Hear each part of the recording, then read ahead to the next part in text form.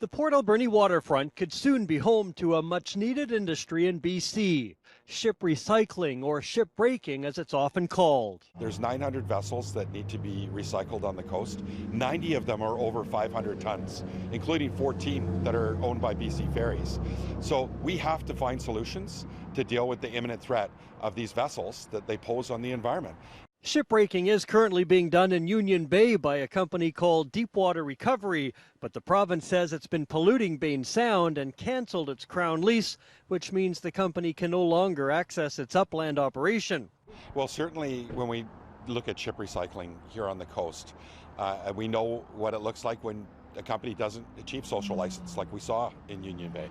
What's happened in Union Bay has really put a magnifying glass on the industry of ship recycling and had all of us sit up and pay close attention to the fact that we need a strong regulatory environment and that we need this type of industry on our coast, that we have a responsibility to be accountable for the ships that we use here.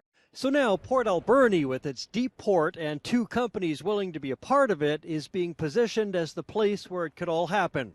A new ship recycling leadership group has been formed, including all stakeholders from First Nation and government to industry and environmental organizations. The intention is to make ship recycling here on the coast viable and responsible.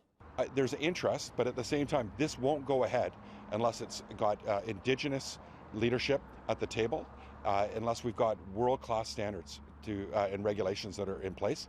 And of course, investment from senior levels of government, both provincially and federally, and social license from the community. The only two shipbreaking facilities in Canada are on the east coast, so officials here see an opportunity in BC. Over 900 vessels that could be recycled in the next few years. So let's look at how do we capture that value locally, put people to work in a good industry, and when we're thinking about recycling, how do we do it to the standards that everyone expects of each other here in our community so we take care of the island, take care of the place we call home. The group met for the first time today in what Josie Osborne calls a historic meeting, but she couldn't provide a timeline for government funding or when it could all begin.